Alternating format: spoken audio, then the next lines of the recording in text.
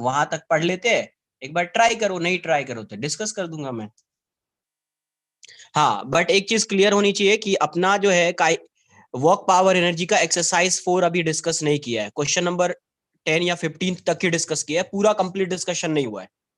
तो क्या होगा कि या तो किसी दिन देखो तुमको टाइम है तो तुम लोग ग्रुप पे बोल दो कि सर इस दिन आप लेक्चर ले लो, डाउट लेक्चर 2-3 घंटे का। या दूसरा ये हो सकता है कि व्हाट्सएप पे डेली ऐसा कर सकते हैं कि 10 या 9:30 या 10 बोल दीजिए, 10 to 11 ऐसा करके। हाँ संडे मॉर्निंग चलेगा, कोई प्रॉब्लम नहीं है, संडे मॉर्निंग लेक्चर रख लेते हैं, 2 घंटे का लेक्चर हो जाएगा एक्सरसाइज 4। और ये जो आज TWT हुआ था सेंटर ऑफ मास का, उसका भी डिस्कशन हो जाएगा आई थिंक। तो संडे को रख लो क्योंकि वो ज्यादा बेटर रहेगा, कि अगर लाइव लेक्चर हो तो वो ज्यादा सही रहेगा। व्हाट्सएप पे डाउट्स मतलब वही हो गया, सॉल्व करके सेंड कर दिया, वो ज्यादा बेटर है। तो संडे को रख लेते हैं 9 to 11, ठीक है। डाउट्स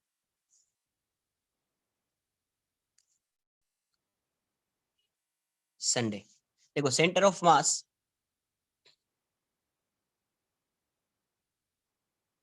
क्या है, 1 मिनट, पार्थ किधर है यार, किसी को डाउट आए तो अनम्यूट कर सकते हो उसको, कोई अगर हैंड रेस करे तो, ठीक है। देखो यार उसमें 2 क्वेश्चन अटैच किया था मैंने, उसको एक बार मैं सॉल्व कर देता हूँ। ये डिस्क है, यूनिफॉर्म डिस्क है, और इसकी डेंसिटी क्या है, सिग्मा। डिस्क है तो सरफेस मास डेंसिटी होगी सिग्मा। अब इसमें से क्या किया है, ये वाले पोर्शन को रिमूव कर दिया है, इस वाले पोर्शन को क्या किया है, रिमूव कर दिया है। इसका रेडियस दिया हुआ है 4a, और इसका जो रेडियस है, ये वाला जो रेडियस है इसका, ये a है, तो ये वाला टोटल 2a। और ये इसी को मैंने मान लिया ये x है, फर्स्ट पेज। वही जो आपके नोट्स में 2 क्वेश्चन मैंने अटैच किया था वही क्वेश्चन है, उसी को मैं एक बार सॉल्व कर देता हूँ, ठीक है। तो ये अब ये वाला जो पार्ट है ये है कैविटी, इसको रिमूव किया तो आपको फाइंड करना है, find the centre of mass of remaining portion. Question क्या होगा, find the centre of mass of remaining portion, remaining portion, ये एक्स वाई दिया हुआ। तो आपको क्या बताया था, स्टेप 1 क्या था, find the centre of mass of whole body, है ना, find the centre of mass of whole body without cavity, cavity assume ही नहीं करना है। तो इसका सेंटर ऑफ मास इसके सेंटर पे होगा, डिस्क है, यूनिफॉर्म डिस्क है, इसका सेंटर ऑफ मास इसके सेंटर पे होगा, इसी को बोल दिया C1। तो इसका कोऑर्डिनेट क्या है, 0 0 था, देखना उसमें, अरे होगा क्वेश्चन, नहीं था क्या ये, अच्छा नहीं था तो नोट कर लीजिए, तो सेकंड वाला क्वेश्चन होगा, देख लेते हैं, ठीक है कोई नहीं, नोट कर लो। तो देखो यहां से इसका सेंटर ऑफ मास कहां पे होगा, इसका सेंटर ऑफ मास इसके सेंटर पे होगा, तो ये हो जाएगा, इसका मास कितना आएगा, यही है सेंटर ऑफ मास इसका, इसका मास कितना आ जाएगा, m1 equals to sigma into area pi, area कितना 4a², तो ये कितना हो जाएगा 16 पाई सिग्मा a²। तो ये इसका m1 हो गया मास। सेकेंड, फर्स्ट स्टेप ये होता था, सेकेंड क्या होता था, find the centre of mass of removed portion, मतलब जिसको आपने रिमूव किया है, जहां पे अभी कैविटी है तो वो रिमूव्ड पोर्शन ये है, इसका सेंटर ऑफ मास यहां पे लाई करेगा C2। यस, बता दिया है, लास्ट लेक्चर में ही बताया है, centre of mass of combined system, centre of mass of combined system. तो यहां से देखिए ये सेंटर ऑफ मास है, ये क्या है, रिमूव्ड पोर्शन था, इसका सेंटर ऑफ मास इसके सेंटर पे लाई करेगा क्योंकि ये भी एक डिस्क है। तो ये डिस्टेंस कितना है, ये 0 0 है, तो इसका ये वाला डिस्टेंस कितना होगा, a0, रेडियस है तो इसका कोऑर्डिनेट क्या आ गया, a0, मास क्या हो जाएगा m2, तो ये मास कितना हो जाएगा सिग्मा इंटू एरिया, रेडियस क्या है a है, इसका रेडियस a है, इसका रेडियस 4a है, तो मास क्या हो जाएगा सिग्मा इंटू एरिया, एरिया हो जाएगा पाई ए स्क्वायर। ठीक है, तो ये हो जाएगा m2 और ये हो गया आपका m1। इतना नोट कर लीजिए पहले, तो पहला स्टेप यही था, दूसरा स्टेप यही है। अब दोनों के सेंटर ऑफ मास को एक पॉइंट पे आप, इसका सेंटर ऑफ मास ये पॉइंट है और इसका सेंटर ऑफ मास ये पॉइंट है, अब दोनों को एक क्या करेंगे पॉइंट मास अज्यूम करेंगे, ये भी एक पॉइंट मास हो जाएगा, ये भी एक पॉइंट मास हो जाएगा, पूरा मास कहां पे कॉन्सेंट्रेटेड होगा, सेंटर पे। क्लियर, नोट कर लीजिए, कोई नहीं था तो नोट कर लीजिए इसको।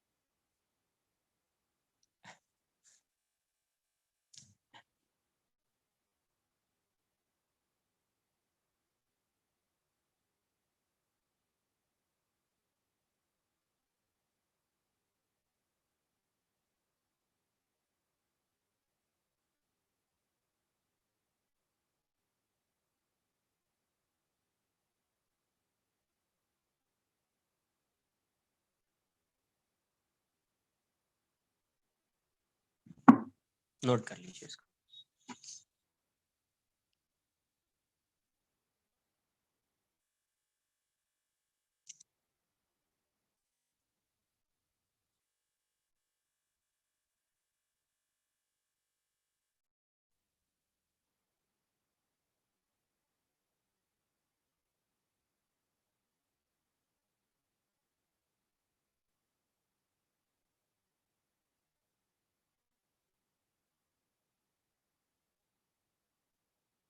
डन। अब इस दोनों को क्या अज्यूम करेंगे, पॉइंट मास, है ना।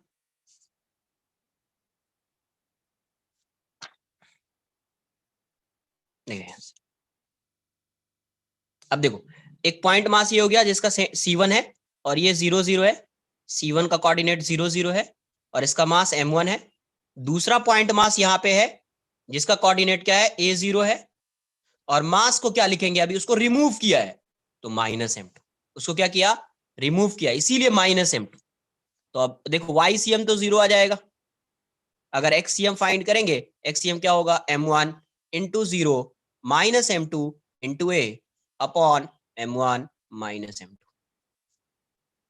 तो यहां से क्या आ जाएगा, ये तो 0 हो गया, -m2 a upon m1 -m2। अब वैल्यू पुट कर देते हैं, तो ये कितना था, सिग्मा पाई ए स्क्वायर इंटू ए, और ये वैल्यू कितनी थी, 16 सिग्मा पाई ए स्क्वायर माइनस सिग्मा पाई ए स्क्वायर। तो यहां से ये कितना आ रहा है, माइनस सिग्मा पाई ए स्क्वायर इंटू ए अपॉन 15 सिग्मा पाई ए स्क्वायर। ये वाला टर्म कैंसल आउट हो जाएगा, तो यहां से कितना आ रहा है, -a/15। YCM कितना आएगा, तो YCM क्या हो जाएगा, m1 इंटू 0, है ना, minus m2 into 0 bye m1 minus m2, तो YCM वुड बी 0। इसका centre of mass, new centre of मास क्या आ जाएगा, या centre of mass of remaining portion क्या हो जाएगा, centre of mass of remaining portion कितना हो जाएगा, तो -a/15 और 0। इसका मतलब क्या हुआ कि जो सेंटर ऑफ मास है रिमेनिंग पोर्शन का, that has been shifted towards left, है ना। अब ऐसे समझो कि ये क्या है, ये कैविटी है, तो कैविटी है तो किस पोर्शन में ज्यादा मास है, इस साइड वाले पोर्शन में ज्यादा मास है ना, इसीलिए सेंटर ऑफ मास शिफ्ट हो गया है, कहां पे आ गया है, यही है new centre of mass, -a/15 और 0, ना, यही है, क्योंकि इस साइड मास ज्यादा है, इसीलिए इसका सेंटर ऑफ मास यहाँ पे लाई करेगा, है ना। तो ये क्लियर हो जाना चाहिए कि कैसे अगर कोई रिमूव्ड पोर्शन है then how you can find the position of centre of mass of remaining portion. यहाँ पे तो सिग्मा गिवन है, कभी कभी इसका मास गिवन होगा, कभी कभी इसका मास गिवन होगा।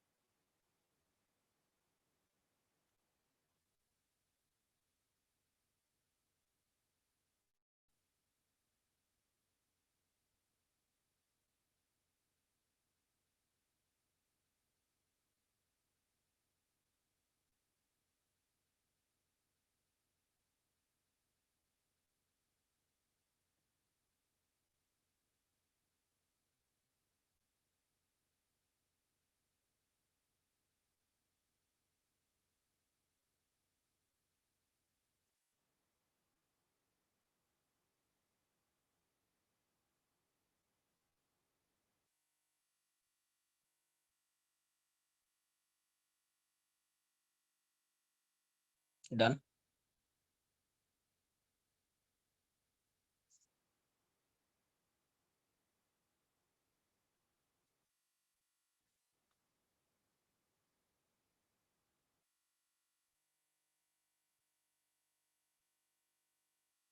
एक और क्वेश्चन कर लेते हैं इसमें। मान लीजिए कि ये डिस्क है, मास मास ऑफ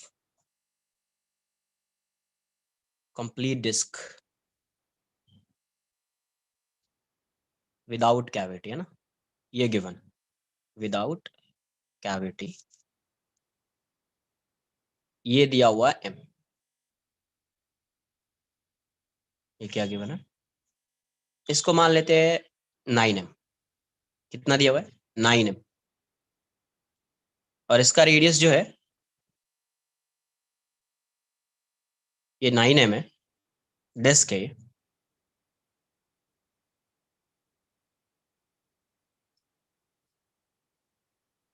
इसका रेडियस 3r मान लेते हैं, 3r। यहां पे एक कैविटी बना दिया,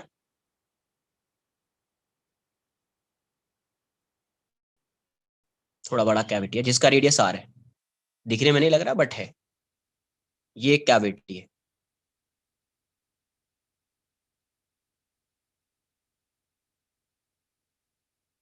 ये x है और ये y है। एक कैविटी यहां पे बना दिया है, एक कैविटी यहां पे बना दिया है जिसका सेंटर इस लाइन पे लाई कर रहा है, कैविटी है। इसका भी रेडियस r है, इसका भी रेडियस क्या है, तो दो कैविटी है, एक ये है और एक यहां पे कैविटी, एक यहां पे कैविटी है और एक यहां पे कैविटी। इसका total mass without cavity 9m है। तो आपको फाइंड करना है, find the position of centre of mass of remaining portion. ये जो डिस्क है ये यूनिफॉर्म, कैसी है, यूनिफॉर्म, मतलब mass density remains constant throughout the area remaining portion। Find the position of center of mass of remaining portion। तो इस case में विदाउट कैविटी पहले फाइंड करेंगे सेंटर ऑफ मास, फिर इस कैविटी का और इस कैविटी का फाइंड करेंगे, तो 3 पार्टिकल्स आएंगे। एक ये पूरा पार्टिकल बन जाएगा एक सिंगल पार्टिकल, ये भी बन जाएगा एक पॉइंट मास, ये भी बन जाएगा एक पॉइंट मास। तीनों का कोऑर्डिनेट्स फाइंड कर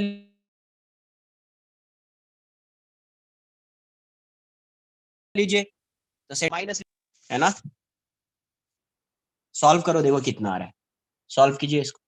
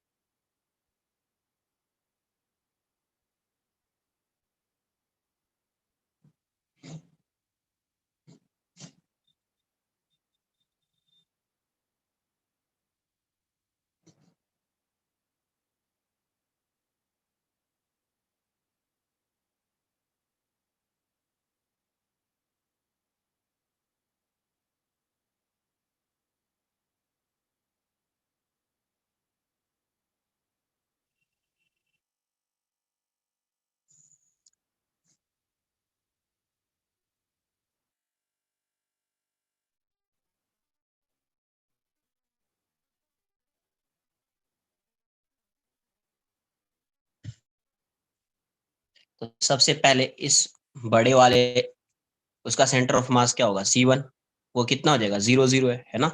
और इसका मास M1, M1 की वैल्यू 9 है। नहीं, थोड़ा फास्ट सॉल्व करो, इतना टाइम नहीं है कि इतना टाइम दूं मैं। C2 की वैल्यू क्या हो जाएगी, C2 कितना हो जाएगा, इसका कोऑर्डिनेट्स ये R है और Y कोऑर्डिनेट 0 है, तो R 0। मास कितना आएगा M2, तो M2 की वैल्यू कितनी हो जाएगी, sigma into area pi r square. अभी बताइए जो 9M है ये क्या है, sigma into area pi into 3R square. कितना आ रहा है, चेक कर लेते एक बार। तो ये जाएगा 9 सिग्मा पाई आर स्क्वायर है। तो ये बताओ 9M इक्वल्स टू क्या है, mass equals to density into area. R है ये, 3R का स्क्वायर है, ऐसा लिख दो, है ना। तो ये वाली वैल्यू कितनी आ गई, 9M equals to 9 sigma pi r square. It means sigma pi r square is what, 9M/9, it would be M। और C3 का कोऑर्डिनेट क्या होगा, तो यहां से इसका कोऑर्डिनेट है 0 और y कोऑर्डिनेट 2R। यहां से यहां तक कितना आएगा, 2R। तो ये हो जाएगा 0 एंड 2R। और M2 की वैल्यू भी कितनी हो जाएगी, sigma into pi r square. तो ये वाली वैल्यू हो जाएगी M, क्योंकि 9M equals to 9 sigma pi r square. 9M equals to 9 sigma pi r square. तो ये वाली वैल्यू क्या हो जाएगी, M हो जाएगी। नोट कर लीजिए इतना पहले। कितना आ रहा है, चेक कर लेते कितना आ रहा है, ठीक है।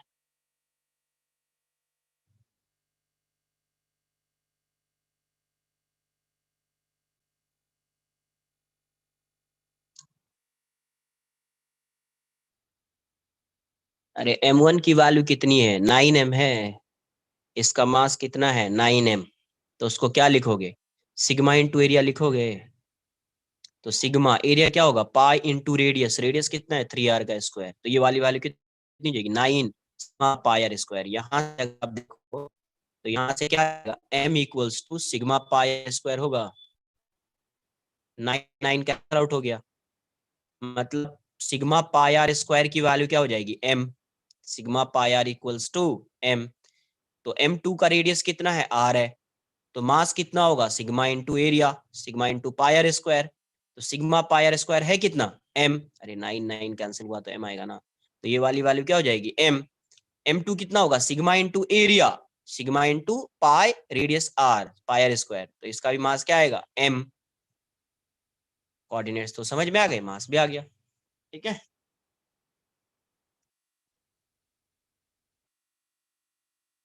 तो यहां से क्या आएगा, थोड़ा फास्ट नोट, इतना स्लो नोट करोगे तो फिर कैसे होगा यार।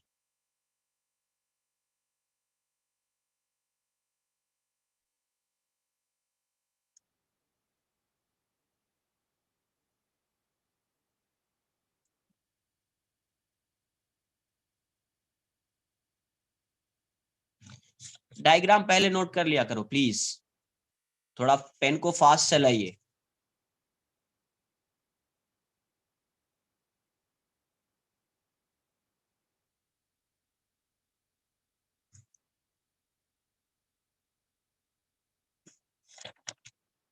अब देखो यहाँ पे 3 पॉइंट्स लिख देता हूँ। ये कितना है, 0 0 है, इसका मास कितना है m1। दूसरा पॉइंट कहीं यहाँ पे कहीं भी ले लो, r0 है, इसका मास है -m2, m1 की वैल्यू है 9m, ये -m2 होगा तो ये कितना है -m, और ये वाली वैल्यू कहीं पे C3 है, यहाँ पे था बट यहीं पे लिख दो ना, उससे क्या है 0 और 2r है, और ये वाली वैल्यू m-m3 लिखना पड़ेगा आपको, ये -m। तो xcm कितना आ जाएगा, xcm आएगा m1 into 0 -m2 into r -m3, x coordinate इसका 0 है तो 0 आ जाएगा। यहाँ से क्या आएगा m1 -m2 -m3, तो ये वाली वैल्यू कितनी आ रही है -m2 into r upon m1 -m2 -m3, कितना आएगा -m2 कितना है mr upon 9m -m -m, तो -mr/7m, तो x coordinate -r/7, y coordinate ycm m1 into 0 -m2 into 0 -m3 into r 2r by m1 -m2 -m3, तो ये वाला 0 हो जाएगा, ये भी 0, ये हो जाएगा -2m3r अपॉन m1 की वैल्यू कितना 9m -m, ये कितना आ जाएगा -2mr अपॉन 7r, तो यहाँ से ये जिसका ये आंसर आया है 7 कैंसल आउट हो जाएगा, तो यहाँ से 2r बाय -2r/7, तो सेंटर ऑफ मास क्या आ जाएगा, तो centre of mass of remaining portion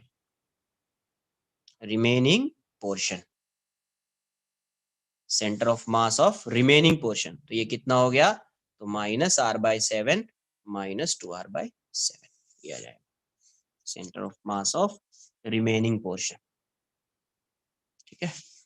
उसको ऐसे फाइंड करेंगे।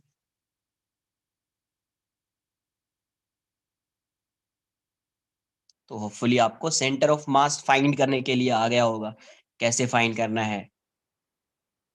कंबाइंड सिस्टम है तो पहले क्या करेंगे, जो सिस्टम में जितना भी स्ट्रक्चर होगा उस स्ट्रक्चर का अलग से फाइंड करेंगे, फिर उसको पॉइंट मास अज्यूम कर लेंगे, है ना, और फिर सॉल्व कर देंगे। तो आपको क्लियर हो जाना चाहिए आई थिंक ये वाला पार्ट, कि कैसे सेंटर ऑफ मास फाइंड करते हैं। कौन सा 2r, y कोऑर्डिनेट एक बार चेक कर लीजिए कहाँ पे है, वो कहाँ पे है चेक कर लीजिए, उसका सेंटर जो है ओरिजिन से कितने डिस्टेंस पे है, तो 2r पे है, उसका y कोऑर्डिनेट 2r हो जाए, है ना।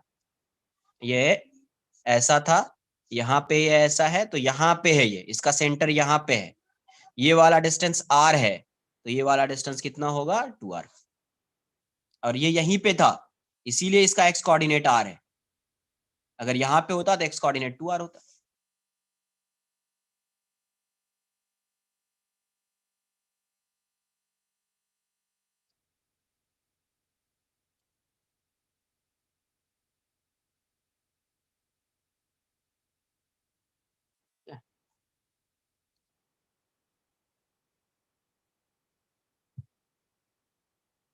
नेक्स्ट आएगा वेलोसिटी एंड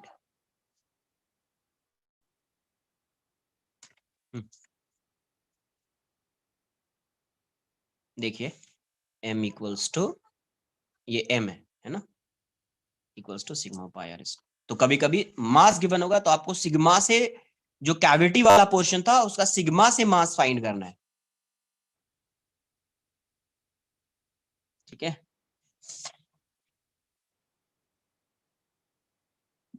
नेक्स्ट है velocity and acceleration of centre of mass. Velocity and acceleration of centre of मास। सबसे पहले velocity of centre of mass, velocity of centre of mass, velocity of centre of mass.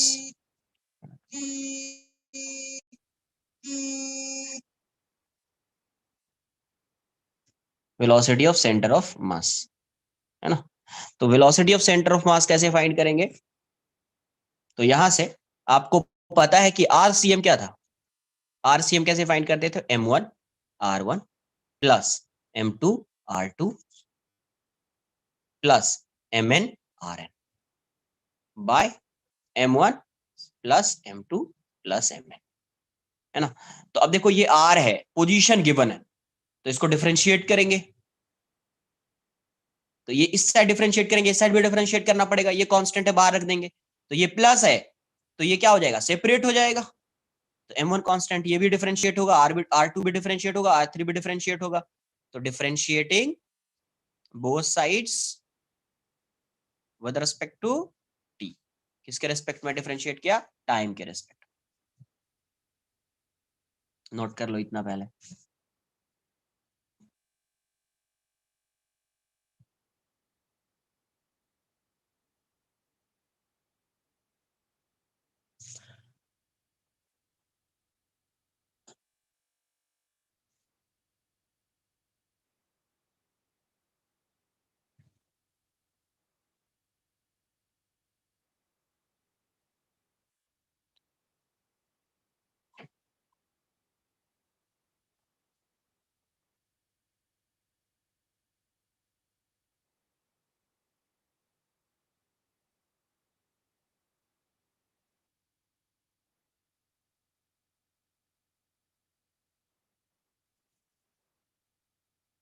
Done.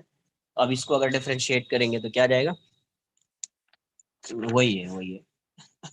तो यहां से क्या आ जाएगा, ये आ जाएगा आपका VCM बन जाएगा, है ना।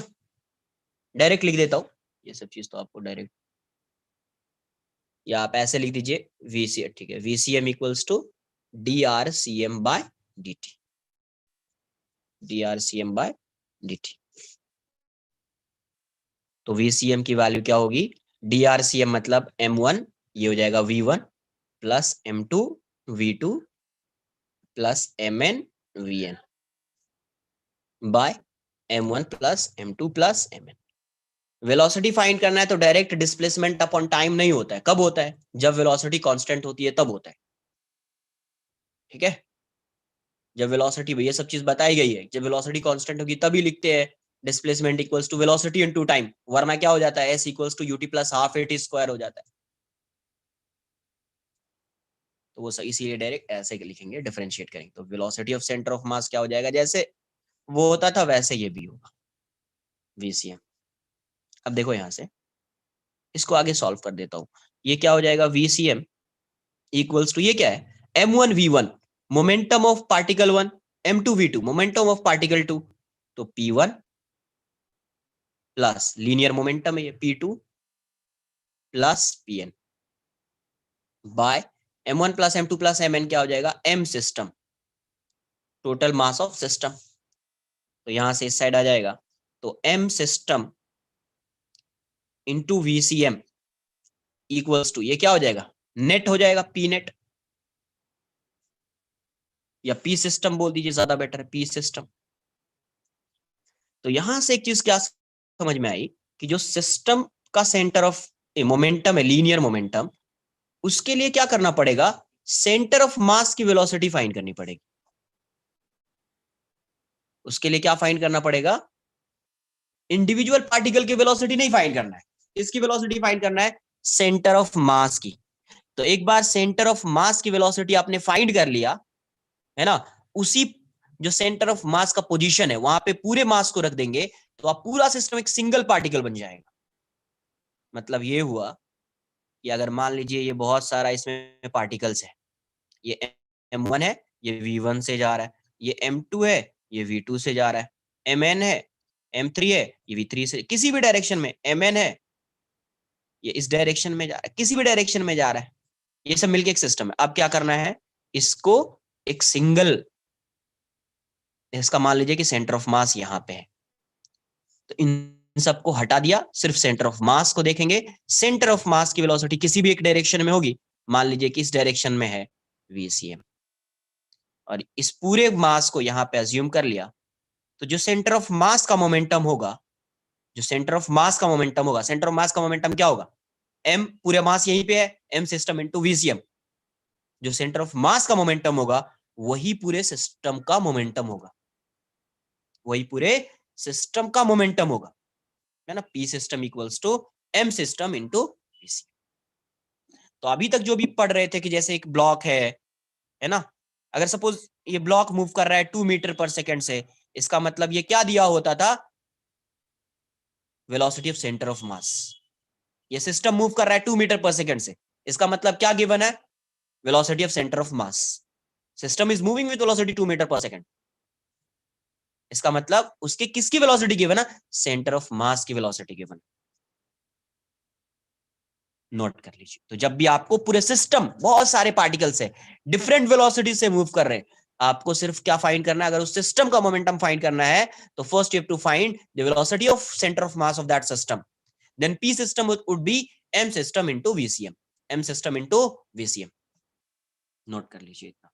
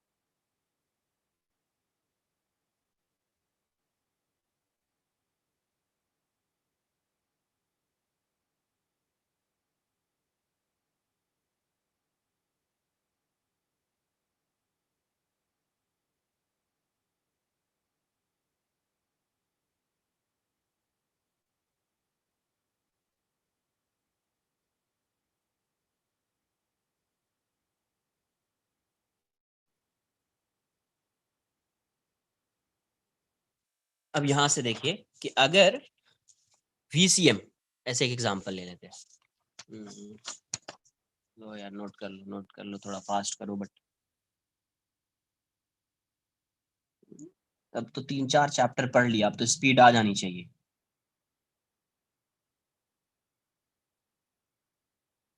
4-5 चैप्टर्स तो हो गया ना। देखो यहाँ से, अब ऐसे एक एग्जांपल से मैं कुछ समझाता हूँ। जैसे मान लीजिए ये मास है m1, ये 2 kg है, और ये इस डायरेक्शन में जा रहा है 3 मीटर पर सेकंड से।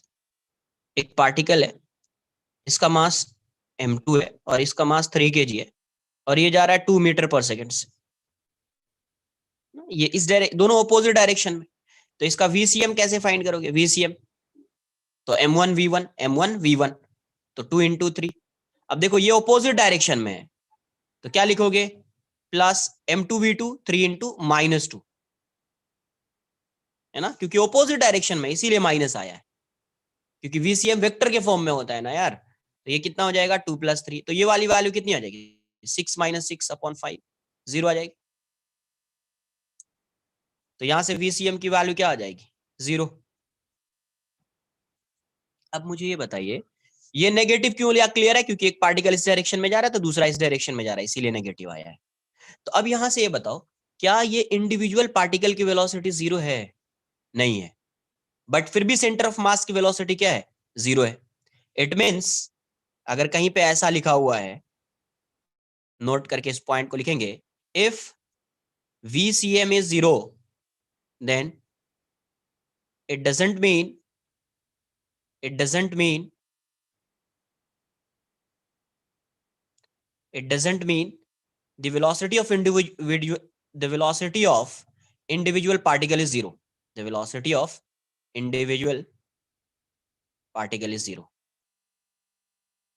सेंटर ऑफ मास वहीं पे रहेगा, सेंटर ऑफ मास वहीं पे रहेगा, सेंटर ऑफ मास मूव नहीं कर रहा है, पार्टिकल मूव करेगा but centre of mass move नहीं करेगा क्योंकि VCM 0 है ना। It doesn't mean the velocity of individual particle is 0, है ना, इट मे और मे नॉट बी 0, हो भी सकता है नहीं भी हो सकता है।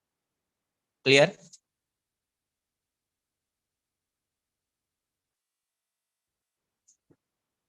First point. सेकेंड पॉइंट वैसा ही सेकेंड पॉइंट आएगा, if VCM equals to constant, if VCM equals to constant, तो इसका मतलब ये हुआ then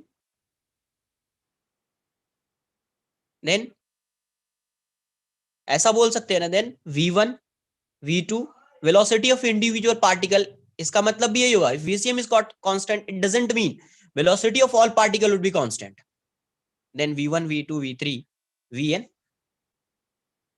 may or may not be constant, may or may not be constant, हो भी सकता है नहीं भी हो सकता है, ये ऐसा ऐसे वैरी करेगा कि VCM कांस्टेंट रहेगा। आ रही है बात समझ में? Individual particle is, it doesn't mean the velocity of individual particle is 0, 0 0 0 लिखो उसको, individual particle is 0, the velocity of individual particle is 0। Clear? तो ये 2 पॉइंट आपको समझ में आना चाहिए। नेक्स्ट आएगा आपका acceleration of centre of mass, acceleration of centre of मास। तो फिर से ACM अगर फाइंड करना है, ACM इसको क्या लिखेंगे, DVCM by dt, DVCM by dt। तो यहां से क्या आ जाएगा ACM की वैल्यू क्या हो जाएगी, वैसा ही M1A1 plus M2A2 plus MnAn upon M1 plus M2 plus Mn। Acceleration of centre of मास ऐसा आ जाएगा। फिर यहां से देखो फोर्स आएगा, नोट कर लीजिए,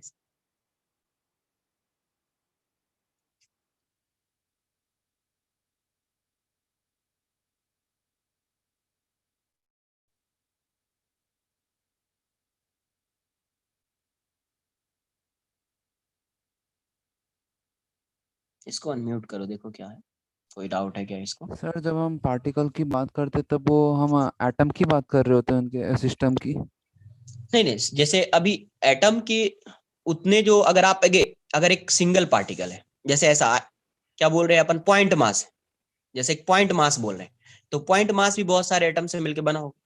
लेकिन अभी क्या अपन बोल रहे हैं, सिस्टम ऑफ पार्टिकल्स मतलब बहुत सारे पॉइंट मास होंगे ऐसा, और हर पॉइंट तो एटम से मिलकर बना होगा ना, यस। है ना, हर पॉइंट तो एटम से मिलके बना होगा। तो बेसिकली यहाँ पे उस लेवल पे स्टडी नहीं कर रहे हैं, माइक्रोस्कोपिक स्टडी नहीं है, यहाँ पे एक पॉइंट मास की बात कर रहे हैं, वो भी एटम से मिलके बना होता है। तो यहाँ पे जब सिस्टम की बात करेंगे तो मोर देन टू और मोर देन टू पार्टिकल्स होगा, जब भी सिस्टम की बात करेंगे तो 2 और मोर देन 2, वरना एक पार्टिकल है तो उसको सिस्टम भी बोल देंगे या एक इंडिविजुअल पार्टिकल। आई बात समझ में? Yes sir.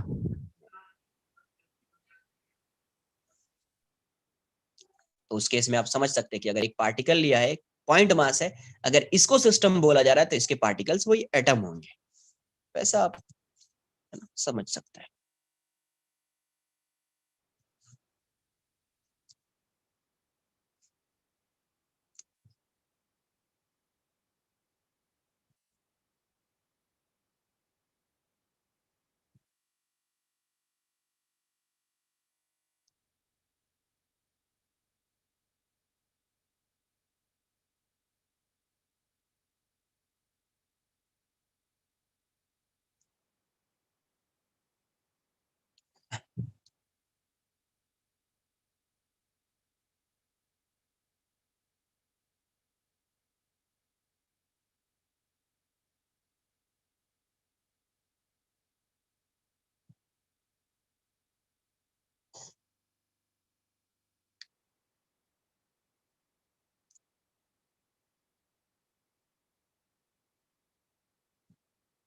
डन।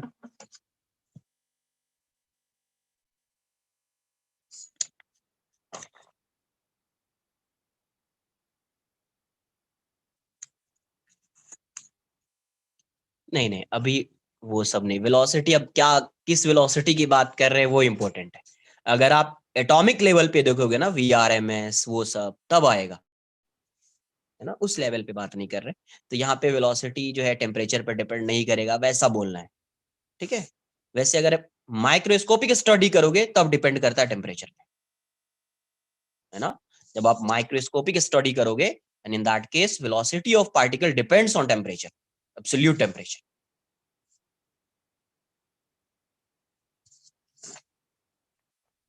तो यहाँ से क्या आया, एम सिस्टम। अब देखो यहाँ से ये वाली वैल्यू क्या आ रही थी, ACM equals to M1A1। M1A1 को क्या लिखोगे आप, M1A1 था वहां पे, तो M1A1 हो जाएगा F1 plus F2 plus Fn by M system.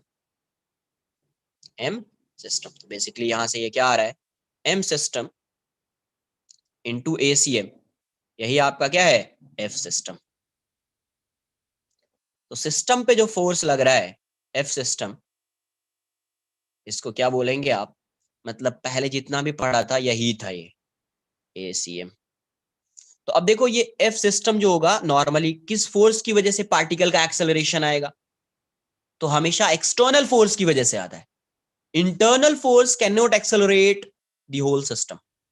एक पार्टिकल को एक्सेलरेट करा सकता है, जैसे ऐसे समझो, अगर ये सिस्टम है, ये सिस्टम है, तो इसमें अगर दो पार्टिकल्स है सपोज, तो एक इस पे जितना ये इंटरनल फोर्स लगा रहा है, ये भी उतना ही लगा रहा है।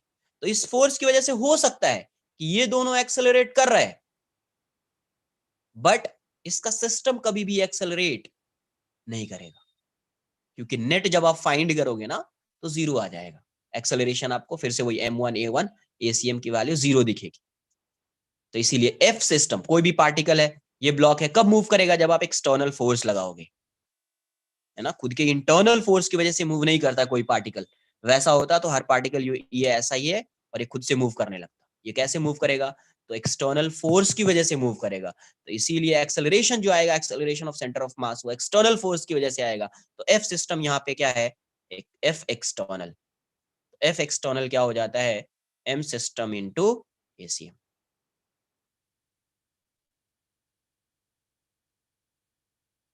ये क्या है, net external force, external force. अब यहां से भी फिर से वही बोल सकते हैं, अगर acceleration of centre of mass zero है ना, अगर ACM जीरो है, इफ ACM इज जीरो, है ना, देन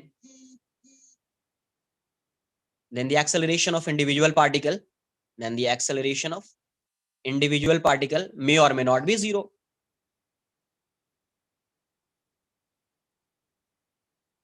वैसा ही सेम, पार्टिकल may और may not be zero, हो भी सकता है, नहीं भी हो सकता है। जैसे वेलोसिटी में रिलेट किया था, यहाँ पे भी रिलेट कर ले। तो इंटरनल फोर्स का कोई रोल नहीं होता है, इंटरनल फोर्स का रोल नहीं होता। तो यहीं से मैं आगे आपको कुछ बताऊंगा कि जैसे नेट एक्सटर्नल फोर्स है, तो अगर ये जीरो होगा तो क्या होगा, वो आगे डिस्कस करेंगे। उसको conservation of linear moment, linear momentum बोलते हैं, वो कंडीशन आएगा। इसको आप एक बार नोट कर लीजिए, और यहीं पे उसको मैं एक बार एक्सप्लेन कर देता हूँ, फिर कुछ क्वेश्चंस करेंगे। कंजर्वेशन ऑफ, पहले कुछ क्वेश्चंस करेंगे, conservation of linear momentum, linear momentum.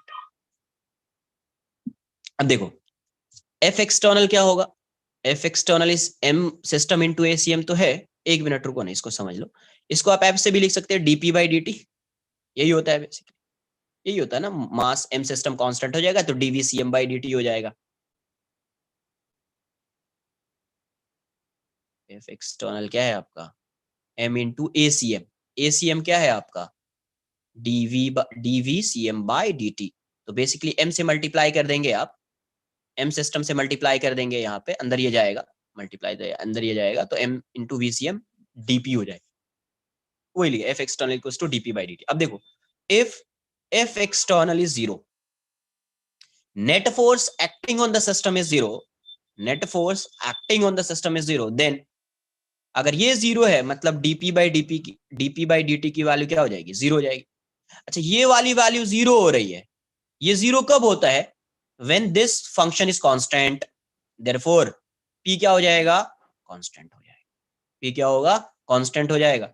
It means p initial equals to p final, p initial equals to p final। यही क्या है, कंजर्वेशन ऑफ लीनियर COLM। इसको साइड में लिख लेना, ये क्या है, COLM, conservation of linear momentum. तो ये कब आता है conservation of linear momentum, when net external force acting on the system is zero, है ना, then linear momentum of that system remains conserved. इसका स्टेटमेंट में लिखा देता हूं आगे, पहले एक बार इसको नोट कर लीजिए।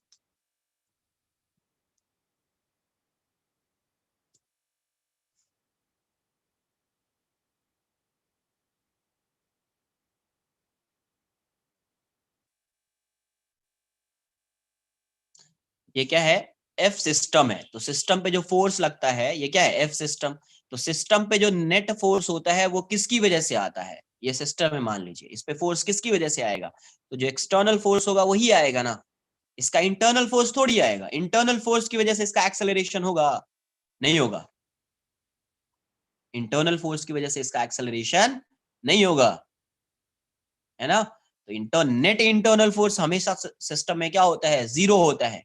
नेट इंटरनल फोर्स हमेशा सिस्टम में क्या होगा, जीरो होगा, है ना। तो अगर एक्सटर्नल फोर्स होगा तभी इसका एक्सेलरेशन आएगा, तो इसी सिस्टम को आप क्या बोलेंगे, F external, net external force acting on the system.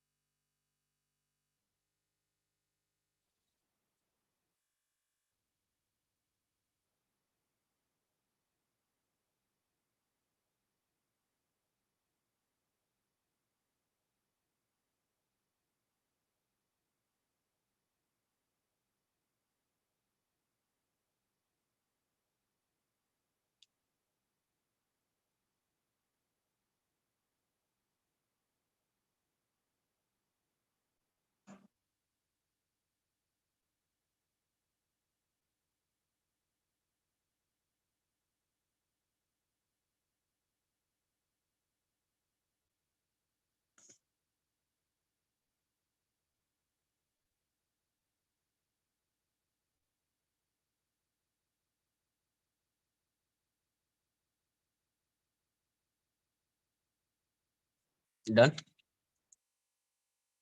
अब देखिए यहां से इसका स्टेटमेंट एक बार नोट कर लीजिए। If the net external force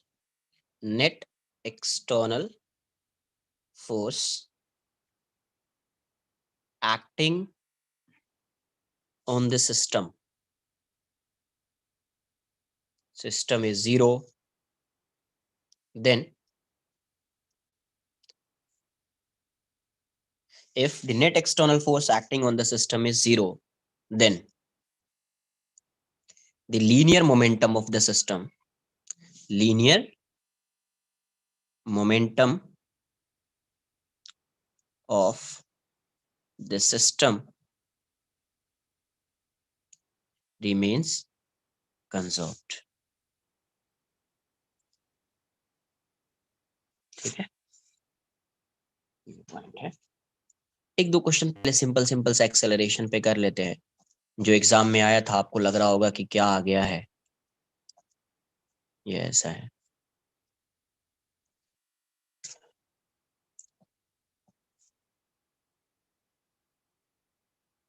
ये m2 है और ये m1 है। Suppose m2 is greater than m1, मैंने मान लिया m2 is greater than m1, है ना। ये सब फ्रिक्शनलेस, ये रोटेट नहीं कर रहा है, अभी रोटेशन आया नहीं है, रोटेट होगा नहीं। क्वेश्चन में पूछा गया है find the acceleration of centre of mass when the system is released from rest. Acceleration of center of mass. Find the acceleration of center of mass. System को रिलीज किया अभी, ऐसा system is release from rest, नहीं तो bracket में लिख लो system को कैसे, system is released from rest. Find the acceleration of centre of mass, question में दिया if the system is release from rest, तो इसका acceleration of centre of mass find करना।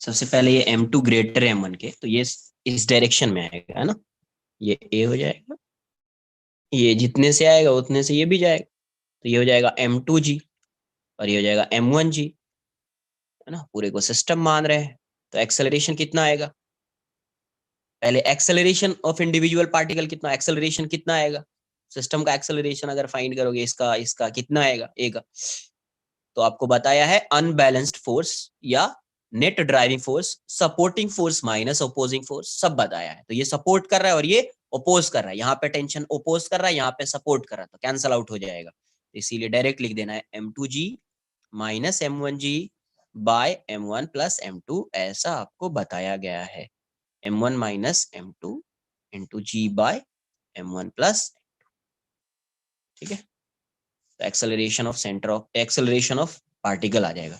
अब मुझे बताइए कि ये ब्लॉक है m1, ये इस डायरेक्शन में a से जा रहा है, और ये ब्लॉक है m2, ये इस डायरेक्शन में a से जा रहा है, किसी एक डायरेक्शन को पॉजिटिव मान लीजिए, है ना। मैं इस डायरेक्शन को मान लेता हूं पॉजिटिव, क्यों ले रहा हूं, क्योंकि देखो m2 ग्रेटर है, जब इन दोनों को, दोनों का a तो सेम है, जब इन दोनों को आप मल्टीप्लाई करोगे तो ये वैल्यू ग्रेटर हो जाएगी, तो इसीलिए मैं पॉजिटिव रखना चाह रहा हूं। आप किसी भी डायरेक्शन में मान सकते हैं, कोई ये नहीं। तो एक्सेलरेशन ऑफ सेंटर ऑफ मास क्या हो जाएगा, तो हो जाएगा m1a1 plus m2a2 bye m1 plus m2, तो यहां से इसको पॉजिटिव मान लिया है, तो हो जाएगा m2 इंटू a m2a2, और ये नेगेटिव हो जाएगा, या ऐसे लिख दीजिए m1a1 plus m2a2 bye m1 plus m2, तो यहाँ से ACM की वैल्यू क्या आ जाएगी आपको, ये आ जाएगा m2 माइनस m1 इंटू ए बाय m1 प्लस m2, तो यहाँ से क्या आ रहा है आंसर, ये हो जाएगा m2 minus m1 by m1 plus m2, ए की वैल्यू क्या है, तो ए क्या है आपका m2 minus m1 by m1 plus m2 into g, into g, है ना। तो यहाँ से आंसर क्या आ गया, ACM equals to m2 minus m1 upon m1 plus m2 the whole square into g. यही क्वेश्चन था एक आपके इसमें TWT का लास्ट क्वेश्चन, नोट कर लीजिए इसको। देखो कितना, बस एक बार अगर आपको पढ़ा होता एक्सेलरेशन ऑफ सेंटर ऑफ मास तो चीजें समझ में आ जाती। क्यू माइनस लिया है, ये क्लियर होना चाहिए, ये तो पहले से क्लियर है। ये वाला पार्ट क्यू माइनस लिया यहाँ पे, ये क्लियर होना चाहिए, क्योंकि एक इस डायरेक्शन में जा रहा है, दूसरा इस डायरेक्शन में जा रहा है। तो इसको मैं पॉजिटिव इसलिए कंसिडर कर रहा हूँ क्योंकि M2 इंटू ए का जो मल्टीप्लीकेशन होगा, इन दोनों का जो, इन दोनों की जो वैल्यू आएगी वो इससे ग्रेटर होगी, इन दोनों के प्रोडक्ट से, है ना, बस इसलिए और कुछ नहीं है।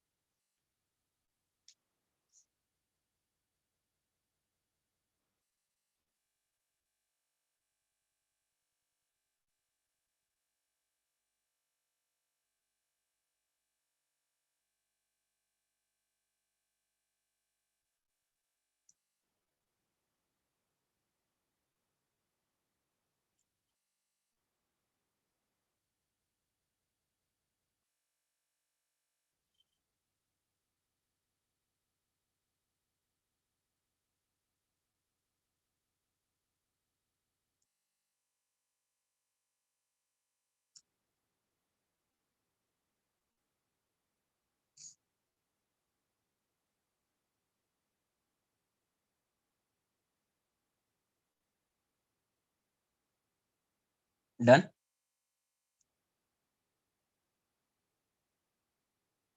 तो यहाँ से ये वाली वैल्यू कितनी आ जाएगी, तो acceleration of centre of mass की वैल्यू हो जाएगी M2 minus M1 by M1 plus M2 का होल स्क्वायर टू जी। तो यही आंसर हो जाएगा। एक और क्वेश्चन कर लेते हैं।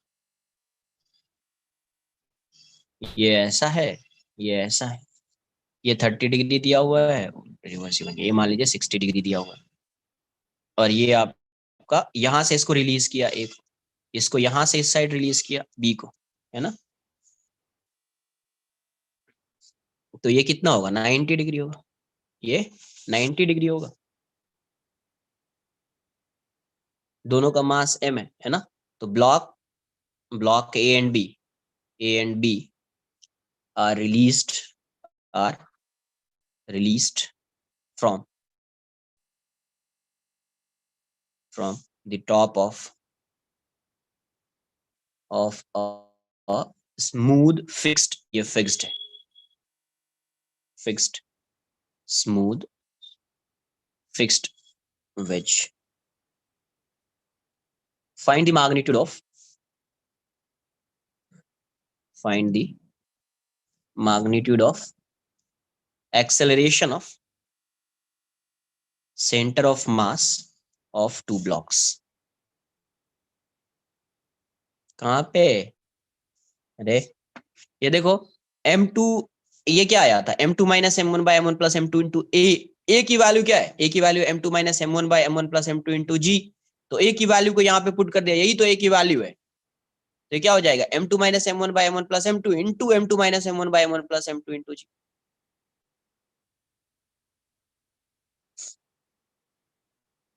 Find the magnitude of acceleration of center of mass of two blocks, of two blocks, two blocks.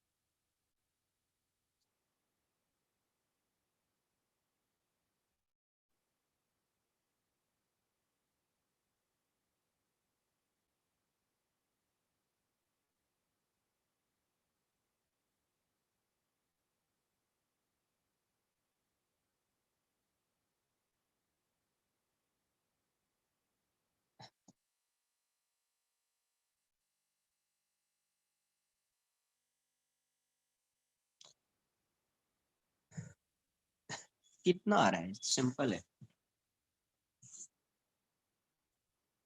ये इसका एक्सेलरेशन कितना आएगा, ब्लॉक ए इस डायरेक्शन में कितना आएगा, तो ब्लॉक ए पे इस डायरेक्शन में फोर्स कितना लग रहा है, ए, तो mg sin 30 लग रहा है ना, तो ए एक्सेलरेशन ऑफ ए कितना आ जाएगा, या a1 मान लीजिए, a1 कितना आ जाएगा, जी sin 30, g/2 हो जाएगा। और बी का देखिए आप, आंसर g/2 आ रहा है, सही है। बी का देखिए आप, बी ऐसा है, ये इस डायरेक्शन में आ रहा था, इस पे इस डायरेक्शन में फोर्स लग रहा है mg sin 60, तो a2 की वैल्यू कितनी हो जाएगी, g sin 60, तो √3 g/2। अब देखिए दो पार्टिकल है, ये 90 डिग्री पे, कितने पे, 90, इसका एक्सेलरेशन इस साइड है a1 और इसका एक्सेलरेशन इस साइड है a2। तो किसी एक को आप x मान लीजिए, किसी को y मान लीजिए, ठीक है, किसी एक को x, क्योंकि 90 डिग्री पे है ना, तो किसी को भी आप मान सकते हैं। वैसे मैग्नीट्यूड फाइंड करना है, आगे मैग्नीट्यूड फाइंड कर लेंगे, तो इसको मैं x मान लेता हूँ, इस डायरेक्शन को x मान लेता हूँ और इसके परपेंडिकुलर डायरेक्शन को y मान लेता हूँ। तो यहां से ACM अब डायरेक्ट नहीं लिख पाएंगे, ACM equals to m1 a1 plus m2 a2 by m1 plus m2। अब ऐसे आप डायरेक्ट नहीं लिख पाएंगे, क्यों, क्योंकि एक पर्टिकुलर डायरेक्शन में नहीं है, क्योंकि एक पर्टिकुलर डायरेक्शन में नहीं है, तो वेक्टर के साथ, किसके साथ आएगा, वेक्टर के साथ। इससे पहले वाले क्वेश्चन में देखिए दोनों एक ही वाई डायरेक्शन में था, इसीलिए मैंने डायरेक्ट ऐसा लिख दिया। वेक्टर के फॉर्म में भी लिख सकते थे, ये प्लस जे कैप एक को लिखते तो दूसरा माइनस जे कैप हो जाता, यहाँ पे टू डिफरेंट डायरेक्शंस, तो इसीलिए m1 a1 vector plus m2 a2 vector upon m1 plus m। तो यहां से ACM की वैल्यू क्या हो जाएगी, m a1 ये है, इसको प्लस मान लिया है, तो ये हो जाएगा g/2 i cap j cap plus m into √3 g/2 i cap upon m plus m 2m, m plus m 2m। पहले वेक्टर के फॉर्म में लिखेंगे फिर मैग्नीट्यूड आएगा, नोट कर लीजिए इसको नोट कर लीजिए।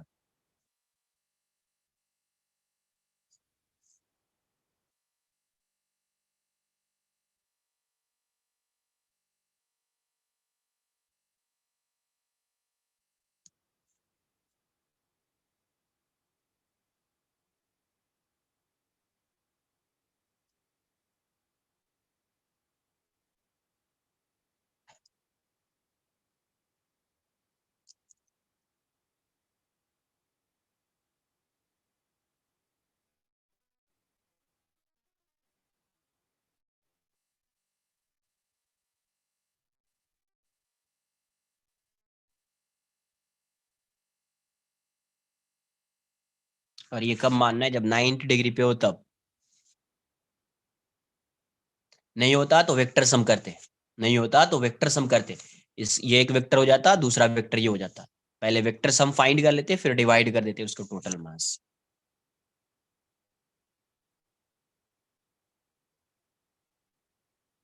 नोट कर लिया इतना, तो यहां से ACM की वैल्यू क्या आ जाएगी, ACM क्या आ गया, m कॉमन ले लीजिए, m g/2 कॉमन, तो ये हो जाएगा j cap plus √3 i cap by 2m by 2m, m से m कैंसल आउट हो जाएगा, तो ACM की वैल्यू क्या आ जाएगी, यहाँ से ACM इज g/2 j cap plus √3 i cap. तो इसका मैग्नीट्यूड क्या आ जाएगा यार, ACM under root coefficient of i square, तो ये हो जाएगा √3 j/2 square plus coefficient of i square plus coefficient of j square, तो j/2 का स्क्वायर हो जाएगा।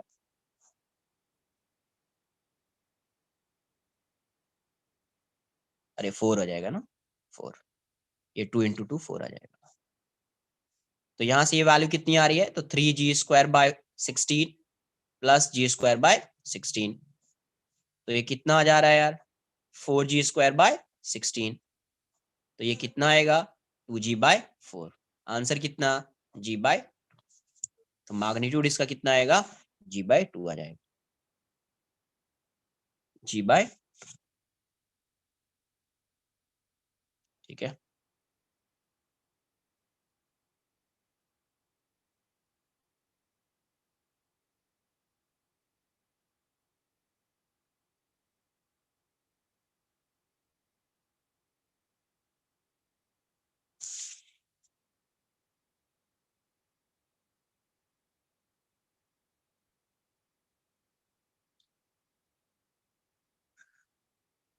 हाँ आ जाएगा।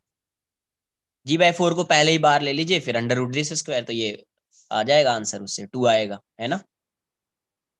कर सकते हैं वैसा ही है। नेक्स्ट लिखेंगे motion of COM, centre of मास। यही सब मोशन ही था, एक्सेलरेशन वेलोसिटी मोशन है, लेकिन इसमें कुछ पॉइंट्स को पहले भी डिस्कस किया हुआ है, आज भी डिस्कस करेंगे। First point, yes yes, it depends on observer ना। Cartesian coordinate system depends on observer, कि आपको किस डायरेक्शन में एक्स लेना है, किस डायरेक्शन में वाई लेना है ना। आंसर जो है, ये जो वैल्यू g/2 रिमेंस कांस्टेंट, आप किसी भी डायरेक्शन में ले लेते हैं ना तो भी आंसर यही आता, किसी भी डायरेक्शन में अज्यूम करते तो भी आंसर यही आता। हाँ, इस डायरेक्शन में लेने से क्या होगा, कैलकुलेशन कम दिखेगा, बस रिजॉल्व नहीं करना पड़ेगा, वरना वैसे आपको रिजॉल्व करना पड़ेगा। अब देखो, फर्स्ट क्या है, initially centre of mass is at rest. क्या दिया हुआ है, initially centre of mass is at rest. Initially centre of mass is at rest में। अब मान लेते हैं कि इस केस में इफ एफ एक्सटर्नल इज 0, अगर एक्सटर्नल फोर्स 0 है, देन ACM की वैल्यू क्या हो जाएगी, ACM वुड बी 0। ACM 0 है, centre of mass initially rest में है, तो इन दोनों से कंक्लूजन क्या आ रहा है कि VCM की वैल्यू भी क्या रहेगी, 0 रहेगी। क्यों, क्योंकि initially centre of mass is at rest, इसीलिए 0 है। अगर कुछ वैल्यू होती, initially centre of mass is moving with some constant velocity, then अभी VCM की वैल्यू कांस्टेंट हो जाती। अब ये रेस्ट में, मान लो ये है, ये रेस्ट में है, VCM 0 है, ये रेस्ट में है, तो इसको एक्सेलरेट कौन कराएगा, यही कराएगा ना यार, तो इसका ACM 0 हो गया, तो T=T पे यही 0 होगा, और किसी भी टाइम पे भी देखेंगे T=T पे तो भी पार्टिकल यहीं पे रहेगा, T=T पे भी पार्टिकल यहीं पे रहेगा। इसका मतलब centre of mass, it means centre of mass remains at rest, remains at rest, it means center of mass remains at rest। अगर सेंटर ऑफ मास रेस्ट में है तो यहां से क्या लिखेंगे, hence change in position of center of mass would be 0। Delta RCM की value क्या हो जाएगी, 0 हो जाएगी। चेंज इन डेल्टा, डेल्टा का मतलब क्या है, डेल्टा मीन्स चेंज, तो change in position of centre of mass is 0। Clear, note कीजिए इस पॉइंट को। अब इसको किसी पर्टिकुलर डायरेक्शन में चेक करते हैं। ये तो एक एफ एक्सटर्नल है, मतलब नेट फोर्स है।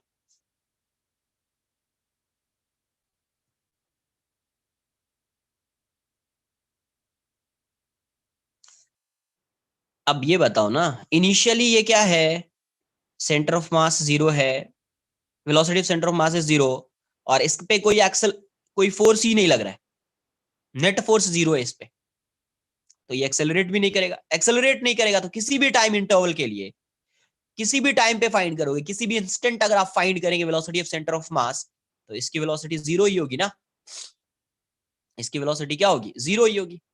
इसका मतलब क्या, centre of mass remains at rest, है ना। Hence change in position of centre of mass would be 0, hence change in position of centre of mass would be 0। Clear,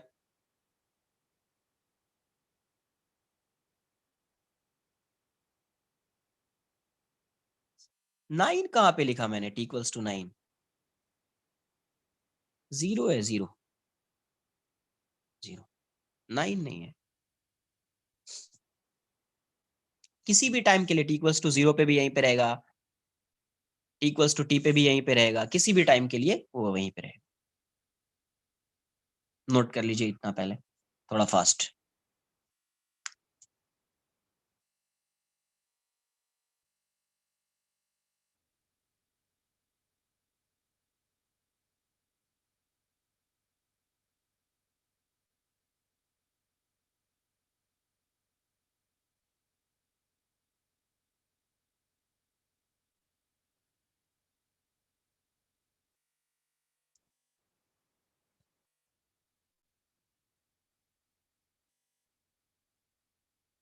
done. तो अब यहीं से अगर एक्स डायरेक्शन में फोर्स नहीं है, सपोज यहां से मान लीजिए कि वेलोसिटी ऑफ सेंटर ऑफ मास ये 0 है and F external along x, x इसका मतलब क्या, net force along x direction, net force along x direction देख रहे हैं अपन, अलोंग एक्स डायरेक्शन, ये वाली वैल्यू 0 है। वीसीएम तो 0 था ही, अब जो फोर्स लग रहा है पार्टिकल पे तो सिर्फ एक्स में ही 0 है, वाई में 0 नहीं है। तो एक्स में अगर 0 है तो एक्स डायरेक्शन का सेंटर ऑफ मास चेंज नहीं होगा, एक्स डायरेक्शन का सेंटर ऑफ मास चेंज नहीं होगा। इसका मतलब क्या हो जाएगा यहां से कि डेल्टा एक्स सीएम की वैल्यू क्या हो जाएगी, 0 हो जाएगी। ठीक है कोई नहीं, डेल्टा एक्स सीएम की वैल्यू क्या हो जाएगी, 0 हो जाएगी। अगर ये ऐसा होता VCM is 0 and F external along y is 0, तो यहां से कंक्लूजन क्या आता, डेल्टा वाई सीएम 0। अगर ये ऐसा होता VCM is 0, F external along x is 0, F external along y is 0 and f external along z is non zero, ये 0 नहीं है। तो इस केस में क्या आता, डेल्टा एक्स सीएम की वैल्यू 0 हो जाएगी, डेल्टा वाई सीएम 0 हो जाएगा एंड डेल्टा जेड सीएम जो है नॉन जीरो होगा, क्योंकि एक वाई जेड डायरेक्शन में फोर्स है तो ये उसको एक्सेलरेट कराएगा, ये इनिशियल है, इनिशियल मान लीजिए, है ना, ये इनिशियल है, ये इनिशियल है। तो यहां पे क्या होगा इस केस में, इनिशियल वेलोसिटी सेंटर ऑफ मास 0 है बट ये वाला जो फोर्स है ये इसको एक्सेलरेट कराएगा, किस डायरेक्शन में एक्सेलरेट करेगा, जेड डायरेक्शन में। तो इसीलिए ना तो एक्स चेंज होगा ना वाई चेंज होगा, इसलिए delta x CM is 0, delta y CM is 0 है, delta z CM is non zero. तो जिस डायरेक्शन में अगर initial velocity centre of mass is 0 है ना, तो उसके बाद अगर किसी भी डायरेक्शन में नेट फोर्स 0 है, then in that case that particular coordinate of center of mass won't change. Clear?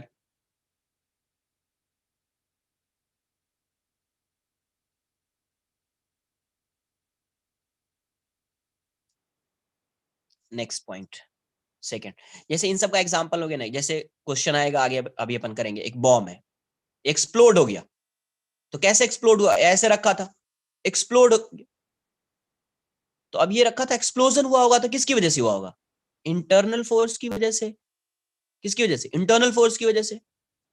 तो अभी इसका एक्स कोऑर्डिनेट जहां पे था या वाई कोऑर्डिनेट जहां पे है या जेड कोऑर्डिनेट जहां पे भी है, तो अब ये मूव करेगा तो वो ऐसा मूव करेगा कि अभी भी इसका सेंटर ऑफ मास कहां पे होगा, यहीं पे होगा। क्यों, क्योंकि इस पे नेट एक्सटर्नल फोर्स क्या है, 0 है। क्वेश्चन से समझेंगे, अभी ऐसे रहने दो। Second, centre of mass is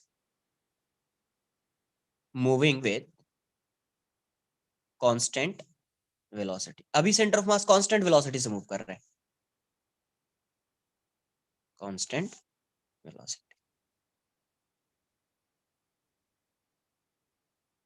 ना। अब मान लेते हैं कि यहां पे कंडीशन ये लगा दिया, if F external is 0, then यहां से क्या आ जाएगा, एक्सटर्नल 0 है तो एसीएम की वैल्यू 0 हो जाएगी। तो यहां से कंक्लूजन क्या आएगा इस केस में कि वीसीएम क्या रहेगा, इसमें 0 रहेगा क्या, कांस्टेंट ही रहेगा, है ना, क्योंकि अगर पार्टिकल ये ऐसा था, ये मूव कर रहा था वीसीएम से, ये कांस्टेंट था, अब इस पे कोई एक्सेलरेशन लग ही नहीं रहा है, तो टी इक्वल्स टू 0 पे भी यही रहेगा, और पार्टिकल मान लीजिए यहां पे आ गया टी इक्वल्स टू टी पे, तो भी वीसीएम की वैल्यू कांस्टेंट ही रहेगी, तो भी वीसीएम की वैल्यू कांस्टेंट ही रहेगी, है ना। तो अगर कोई सिस्टम है वो किसी वेलोसिटी से मूव कर रहा है और उस पर कोई एक्सटर्नल फोर्स नहीं है, then velocity of centre of mass remains constant throughout the motion. पहले भी पढ़ा है, यहाँ पे सिर्फ एक वर्ड आ रहा है, वेलोसिटी ऑफ सेंटर ऑफ मास, क्या वर्ड आ रहा है, वेलोसिटी ऑफ सेंटर ऑफ मास। ठीक है, नोट कर लीजिए। इसको नोट कर लीजिए।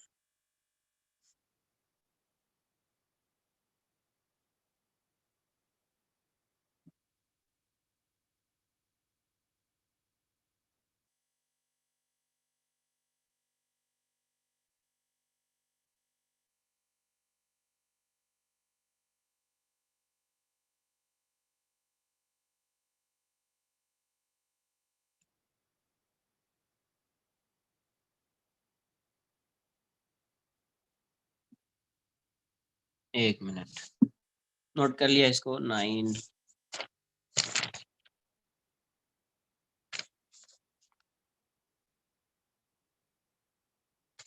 प्रैक्टिस शीट मिल जाएगी तुमको, मिल जाएगी, ग्रुप पे ही मिलेगी, ठीक है। और उसका डिस्कशन भी ग्रुप पे ही होगा।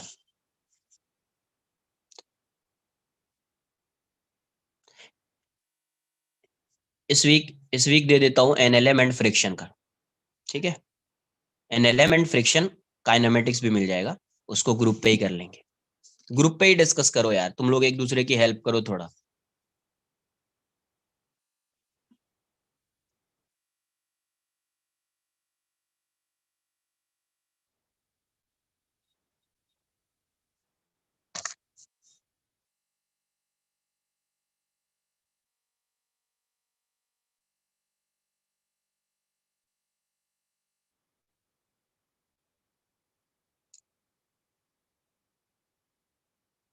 लिया स्क्रीनशॉट इसका, ये पेज नंबर 11, थोड़ा फास्ट करना। डन। अब देखो third point,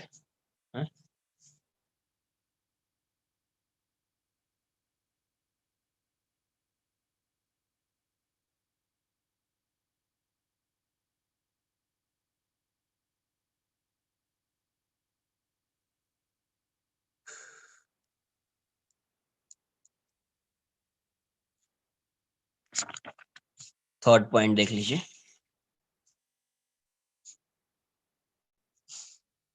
centre of mass is moving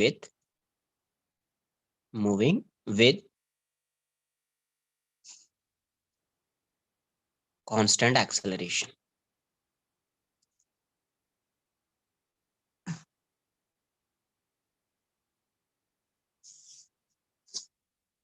तो लिखेंगे if constant acceleration है मतलब external force होगा यहाँ पे।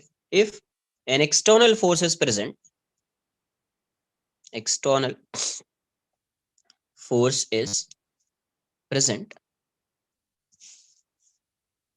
then the center of mass continues its original motion, its original motion irrespective of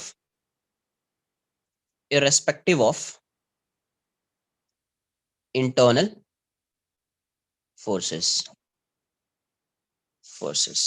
irrespective of internal forces। ऐसे एग्जांपल के लिए समझ लेते हैं, क्वेश्चन भी आएगा, इन सब पे क्वेश्चन भी आएगा। जैसे मान लीजिए एक पार्टिकल को यहां से प्रोजेक्ट किया, ठीक है, यहां से आया ये यहां तक। अगर पार्टिकल को अपने प्रोजेक्ट किया थीटा एंगल से यू वेलोसिटी से, इसका पाथ कैसा होता है, इसका सेंटर ऑफ मास कैसा जाता, पैराबोलिक पाथ, यहां था इसका सेंटर ऑफ मास, और ये जो एक्सेलरेट कर रहा है मतलब इसका एक्सेलरेशन mg, g है डाउनवर्ड डायरेक्शन में, हर जगह पे g है, इस पे mg फोर्स एक्ट कर रहा है mg। अब मान लो यहां पे आके एक्सप्लोड कर गया ये एक पार्टिकल, दो तीन पार्टिकल, दो पार्टिकल में मान लीजिए चेंज हो गया ये,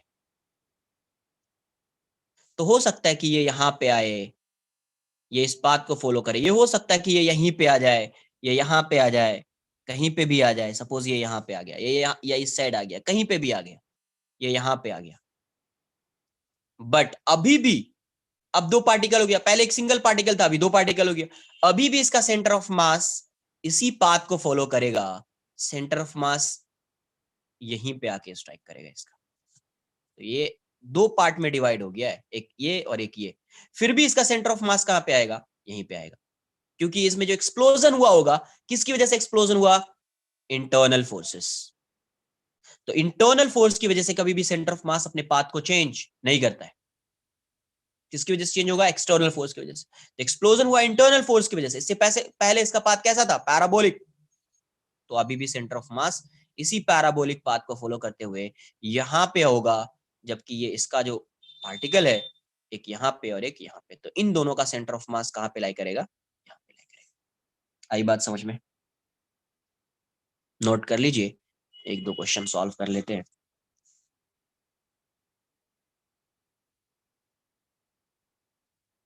एक क्वेश्चन कर देते हैं,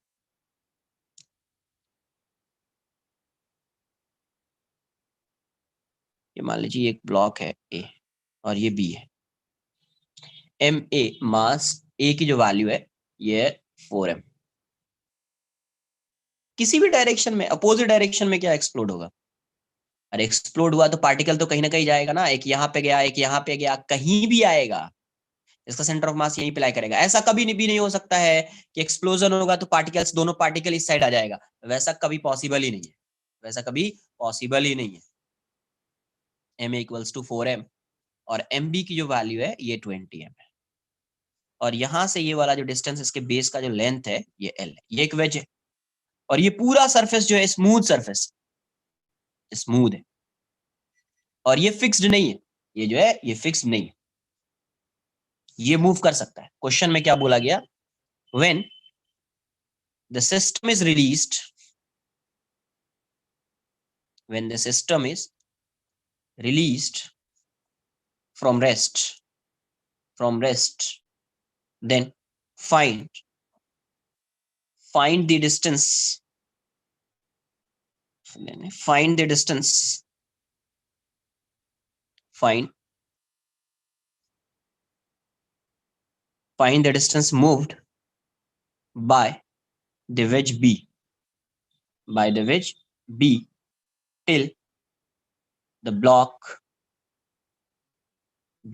A reaches at lowest end of this end of wedge. Assume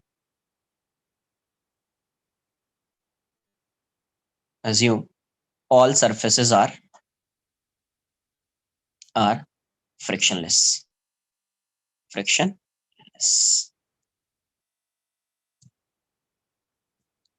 पहले इसको नोट कर लीजिए, फिर उस क्वेश्चन को नोट कर लीजिए।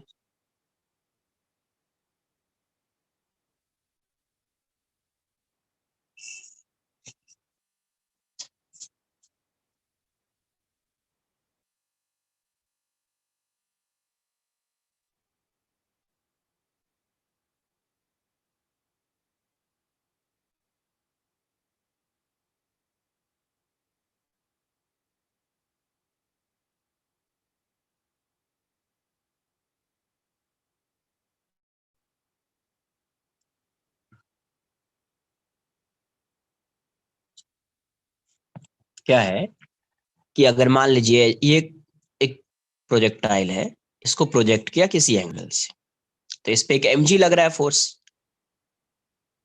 है ना, तो ये मूव कर रहा है, इसका एक्सेलरेशन है डाउनवर्ड डायरेक्शन में जी, ये यहाँ पे आया सपोज और एक्सप्लोड हो गया, तो यहाँ पे जो एक्सप्लोजन हुआ है वो किसकी वजह से होगा, तो इंटरनल फोर्स की वजह से होगा। किसकी वजह से एक्सप्लोजन होता है, इंटरनल फोर्स की वजह से। तो इंटरनल फोर्स की वजह से जो एक्सप्लोड हुआ है, तो अभी क्या होगा, इंटरनल फोर्स तो कभी भी सेंटर ऑफ मास के मोशन को चेंज नहीं कर सकता है ना यार, उसके पाथ को चेंज नहीं कर सकता है। तो पहले ये कैसा जा रहा था, पैराबोलिक पाथ पे जा रहा था, ऐसा जा रहा था। अगर एक्सप्लोजन नहीं होता तो ये ऐसा आता, यहाँ पे आता। तो अभी जो एक्सप्लोजन हुआ है, तो वो ये जो पार्टिकल दो पार्ट में डिवाइड हो गया, तो इसके मोशन को ये डिस्टर्ब करेगा, बट सेंटर ऑफ मास को ये डिस्टर्ब नहीं कर सकता है। क्यों? क्योंकि अभी भी जो इस पे पहले एक्सटर्नल फोर्स mg था, अभी भी दोनों का फोर्स दोनों पे फोर्स देखिएगा, तो नेट फोर्स जो है वो डाउनवर्ड डायरेक्शन में mg ही होगा, है ना। तो इसका सेंटर ऑफ मास चेंज होने वाला, इसके सेंटर ऑफ मास का जो पाथ है वो चेंज नहीं होगा, और इसका सेंटर ऑफ मास यहीं पे होगा।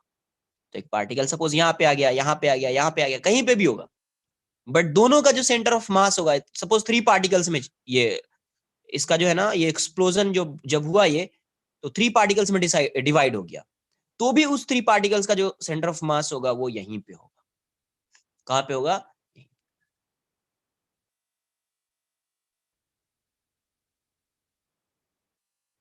इस पे सम्स भी आएगा, पहले इसको नोट कर लीजिए और आंसर बताइए क्या है।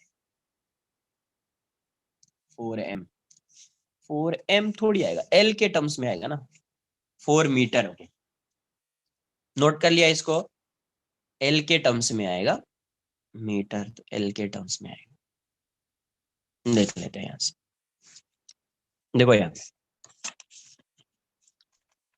पहले एक बार आपको समझ में आ जाए तो फिर ये सब क्वेश्चन बहुत सिंपल हो जाएगा।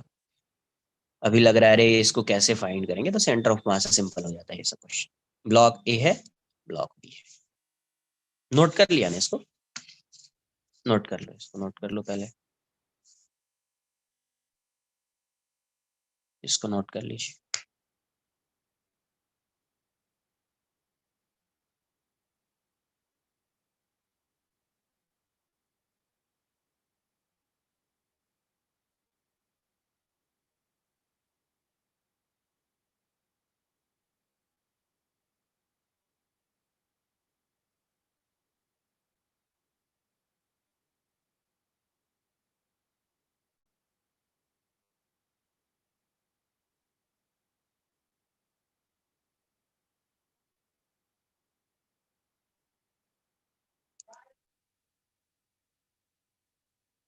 देखिए यहाँ से, ये ऐसा है,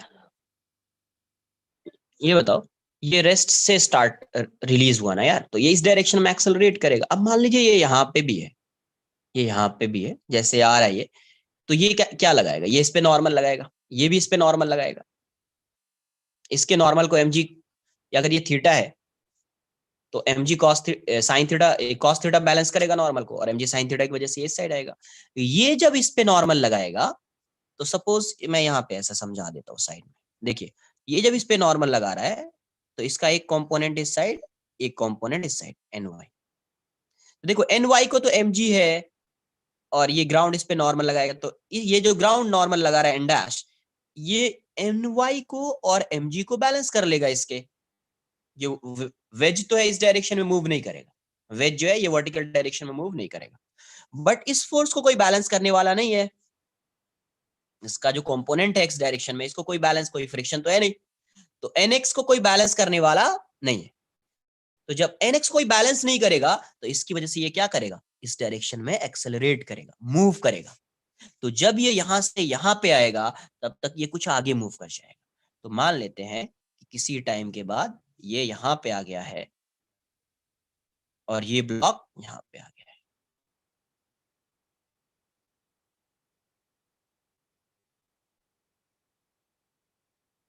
ठीक है, तो ये कितना मूव किया, ये वेज एक्स मूव किया है। कितना वेज मूव, वेज का जो डिस्प्लेसमेंट है वो कितना है, एक्स। अब मुझे ये बताइए, यहाँ पे जो भी फोर्स लग रहा है, सिस्टम की बात कर रहे हैं, ये दोनों एक सिस्टम है, ये और ये क्या है, एक सिस्टम है।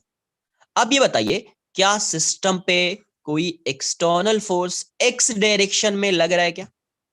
जैसे इसकी बात करोगे, तो इस पे फोर्स लग रहा है, ये ए है, इसका mg आएगा, और इस पे नॉर्मल लग रहा है।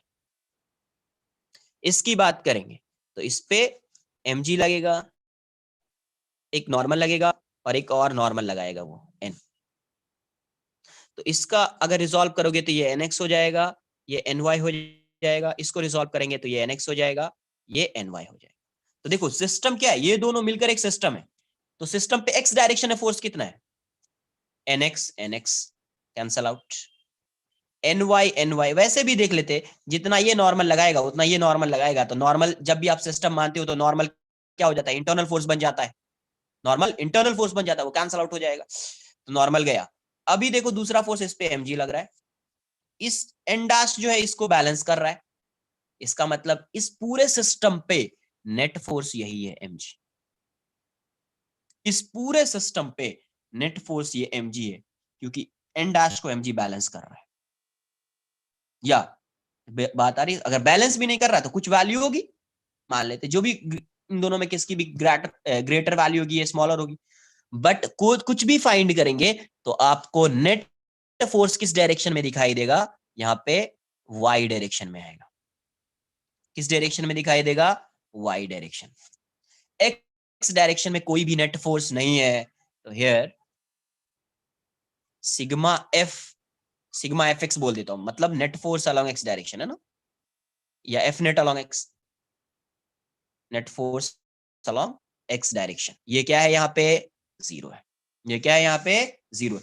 अब बताइए net force along x direction 0 है, इनिशियली सेंटर ऑफ मास किस में था, रेस्ट में था, इनिशियली सेंटर ऑफ मास किस में है, रेस्ट में है, एंड VCM इनिशियल क्या है 0 है, हेंस डेल्टा एक्सीएम क्या हो जाएगा 0 हो जाएगा, डेल्टा एक्सीएम की वैल्यू क्या हो जाएगी 0 हो जाएगी। डेल्टा एक्सीएम होता क्या है आपको पता है, m1 delta x1 plus m2 delta x2 by m1 plus m2 equals to 0, ये इस साइड आएगा 0 हो जाएगा। तो यहां से क्या आ रहा है, m1 delta x1 plus m2 delta x2 equals to 0। ठीक है, एक बार मैं सॉल्व कर देता हूं, फिर स्क्रीनशॉट आप सिर्फ ले लेना। देखो यहाँ पे तो डेल्टा x1 m1 इसको मान लेते हैं, तो ये कितना मूव किया, x डायरेक्शन में इसका डिस्प्लेसमेंट क्या है, पहले ये यहां पे था, अभी ये यहां पे आ गया है, ये टोटल लेंथ l है, और ये x मूव किया है, मतलब ये वाला डिस्टेंस x है, तो ये वाला डिस्टेंस कितना आ जाएगा, वैसे भी ये l है ये x है, तो ये वाला डिस्टेंस l माइनस x हो जाएगा। तो ये कितना मूव किया है x डायरेक्शन में, l माइनस x, ये कितना मूव किया x डायरेक्शन में x। देखो अब ये किस डायरेक्शन में मूव किया, ये इस डायरेक्शन में, ये किस डायरेक्शन में मूव किया, इस डायरेक्शन में, तो एक को पॉजिटिव लेंगे तो इसको नेगेटिव लेना पड़ेगा, क्योंकि ये वेज इस डायरेक्शन में मूव कर रहा है और ये x के इस डायरेक्शन में मूव किया है।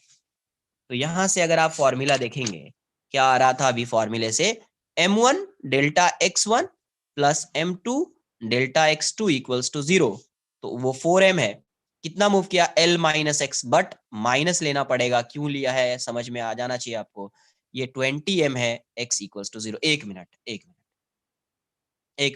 रुको ना, एक minute, 4ml plus 4mx plus 20mx equals to 0, तो यहां से क्या आ जाएगा 24mx इक्वल्स टू 4ml, तो m से m जाएगा, तो x की वैल्यू कितनी हो गई 4l by 24, therefore x equals to l by 6, मतलब ये कितना डिस्प्लेस हुआ l बाई 6 हुआ है। ठीक है, नोट कर लीजिए, आप देख लीजिए, स्क्रीनशॉट ले लीजिए, आप स्क्रीनशॉट ले लो, ठीक है, ज्यादा बेटर है, तो क्लियर हो जाना चाहिए आपको कि वो जो 3 पॉइंट्स लिखाए हैं वो सब चीज क्लियर होनी चाहिए। आज का लेक्चर यहीं पे खत्म करते हैं।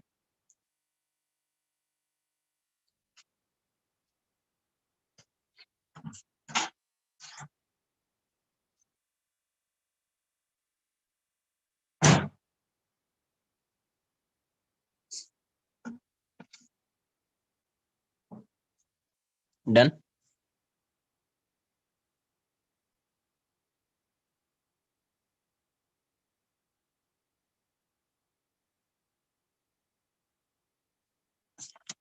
इसको नोट कर लीजिए।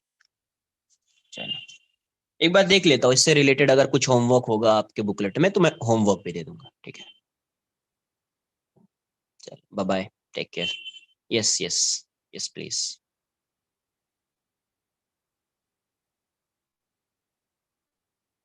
बाय।